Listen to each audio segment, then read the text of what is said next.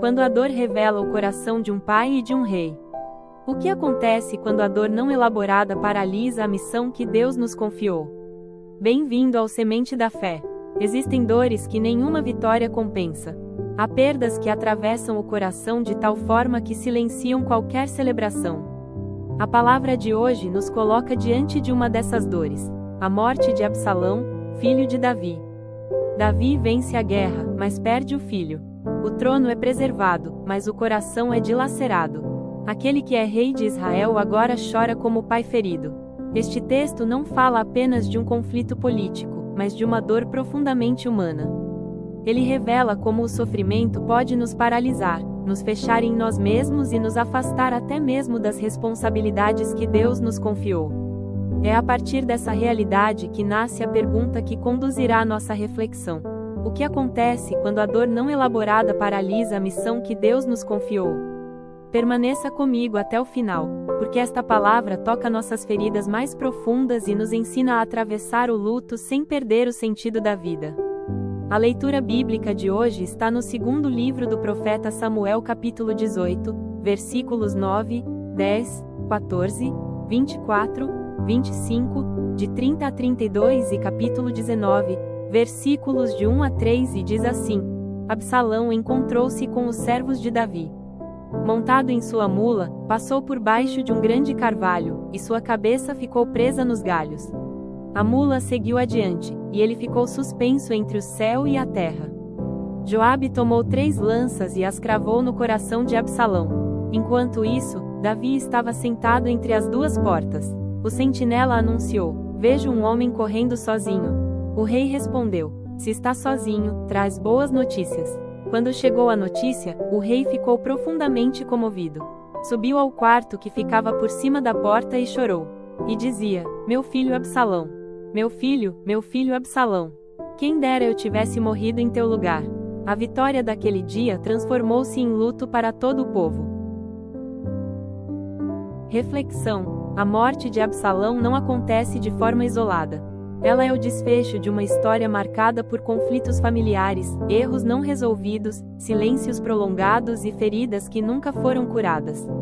Davi amava Absalão, mas não conseguiu restaurar verdadeiramente a relação. Houve afastamento, indulgência sem correção, perdão sem reconciliação profunda.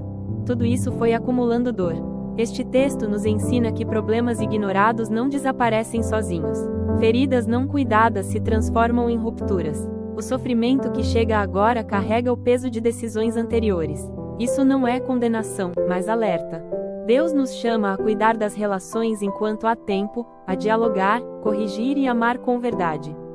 Escreva nos comentários: Senhor, ajuda-me a curar o que ainda está ferido. A reação de Davi é compreensível como pai, mas devastadora como rei.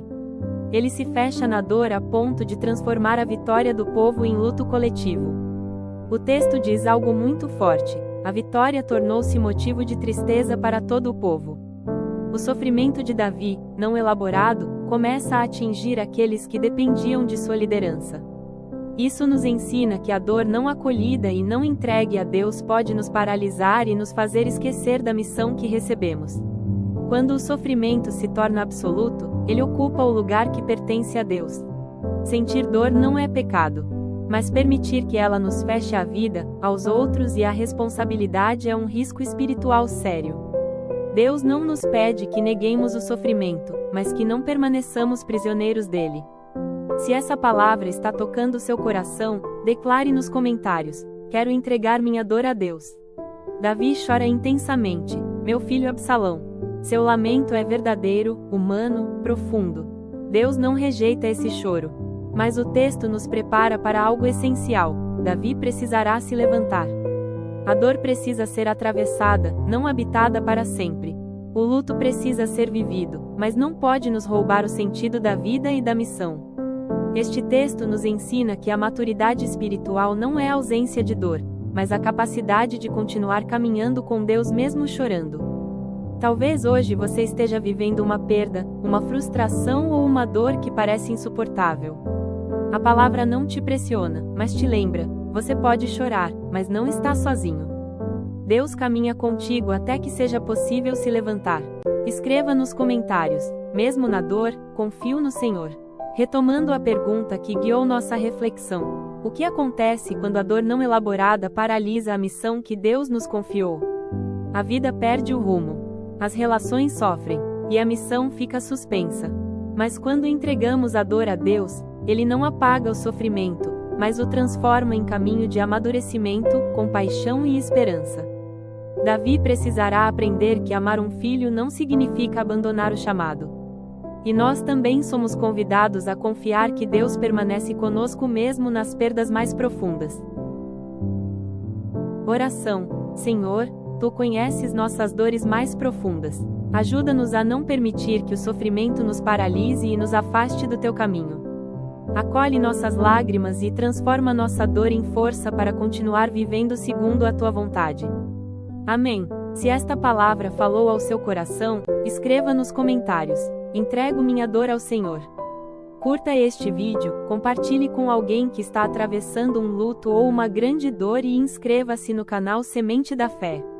Que esta palavra seja semente de consolo, maturidade e esperança em sua vida. Até a próxima Semente da Fé.